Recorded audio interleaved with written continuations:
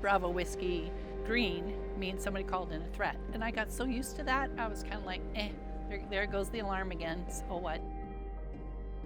But when it got to Bravo Whiskey red, that means they have eyes on and they know that there's a bomb there and you have to evacuate.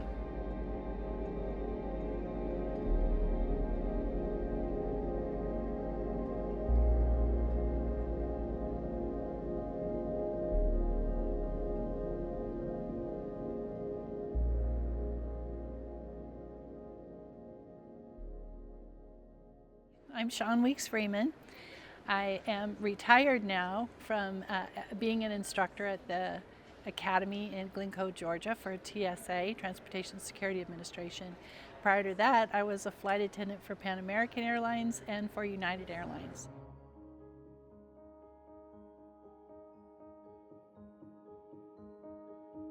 I flew strictly international, and flying was always something I enjoyed seeing. I never really thought I was going to be on a plane.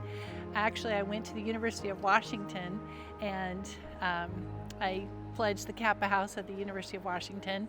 And from there was a recruiter on campus that was looking for people that would be interested in flying for Pan Am. This gal came as a visitor, and she was a Kappa from UCLA. And then this gal, I didn't know her, she stood up in our little group and she said, "Well, who's Shawn?"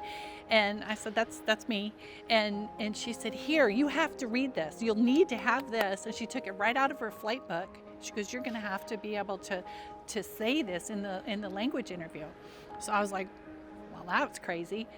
I didn't even know if I was getting to that level yet. And then I passed the first interview, and I passed the second interview, and then the third interview, I had to do my language skills. And so by that time I was pretty good, and I made it and got into flying, and they sent me out to Hawaii to be trained at their Federal Aviation Administration site there in Hawaii. And then once the training period was done there, they ended up sending me to London, England. So then I flew all of Europe and mostly the North Atlantic. But during that time, the American Embassy in Tehran, Iran, had our ambassadors held hostage.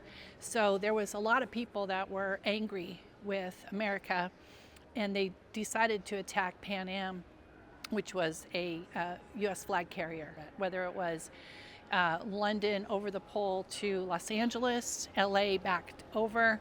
Somebody was calling in a bomb threat. I was so happy to get out of London and out of the Atlantic. When my probation period ended, they sent me next out to Hawaii.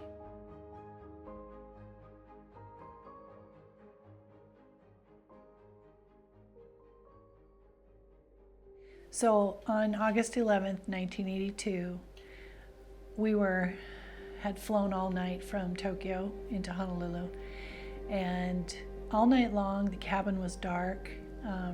One little overhead light was on, and it was Toro Ozawa's seat, and he and his two cousins were there and so excited to be coming to Honolulu. So I would walk around the cabin throughout the night, just making sure everyone was okay, but most people were asleep, so I'd get them coffee or water or whatever. But I would always stop by Toru's row, which was row 47, and I'd kneel down and I'd talk to him like, when you go see Diamond Head after Waikiki Beach, and then you could go, all these different places and snorkel at Hanauma Bay. And he, out of the whole back 747 full of passengers, he was the only one that I really talked with and had fun with on that flight coming in overnight. And I was like, well, I gotta go. The breakfast service is gonna start. So I got up and just went into the galley and took care of the breakfast service and fed everyone breakfast, and everything got done. And the light in the cabin started to come up more, and I realized that the captain would start to he would come across on the announcement saying, "Good morning, ladies and gentlemen, we've reached the U.S. airspace. It's a good time to get up and stretch your legs. We'll begin our descent in it shortly." Those kinds of announcements they would make. And every time the captain would get ready to say that, I always would position myself in the aisle so everyone in the cabin could see me. But I was early, because the captain hadn't started yet. And I was like, well, I guess I'm a little early. So at the second I turned away to walk back up the aisle to go back into the galley, and that's when the bomb blew.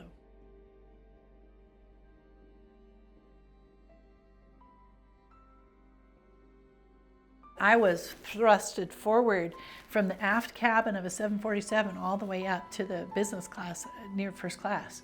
And I grabbed the phone on the way being blown forward, and the jump seat that was there, I grabbed it and said, "Captain, we've had an explosion on board." And he says, "We have clearance," click. So I went back into the scene. Chief purser was there, the Japanese language translator, flight attendant was there, a medic was there. We were all coming back into the scene right as was happening. And so I was able to move some of the passengers into other seats to get them out of the mess. The chief purser was able to get the parents to leave his side, which I don't know that I could ever do that, now that I've had children, but they were repositioned up in first class. And the other injured people, I was able to get up into the business class area where there's a little more quiet and space, and tend to their wounds and things. The seats were blown away, and you could see the cargo down below, but the fuselage was blown apart. So all you could see was the outside of the fuselage. So, the cosmetic covering that you see on an aircraft from the inside, that was gone. So I got as many people repositioned as I could, and then we landed.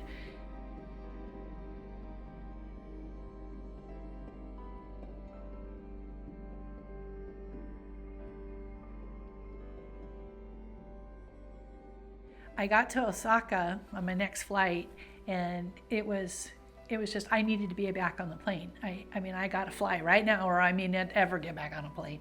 So I took the flight, and I got to the hotel, and I turned on the TV, and they showed Toru's high school graduate, his 16-year-old picture. It just was all right back into me again. And I was sitting there thinking, oh gosh, I got to fly home tomorrow. And I was like, can I take a boat back home? I don't want to do this.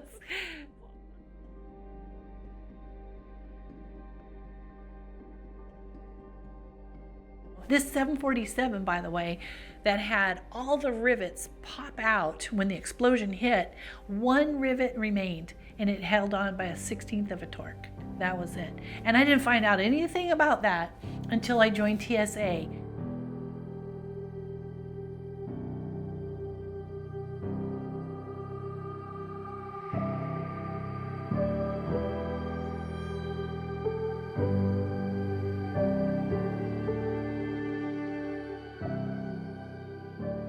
And seeing that there were more bomb threats, there were more attacks against aviation, I just said, nobody's listening.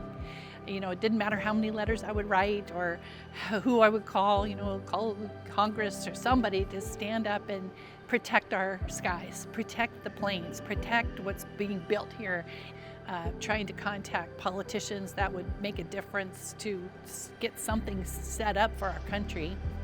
And that just never seemed to happen. And then 9/11 happened.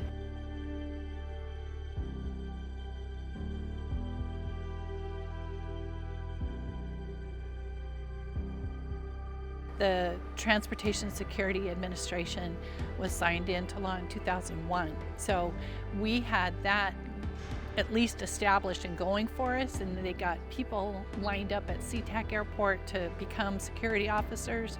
And this is where I joined TSA, was at SeaTac Airport. Because of the two airplanes that were used on 9/11, United's aircrafts there was a lot of cutbacks that had to happen.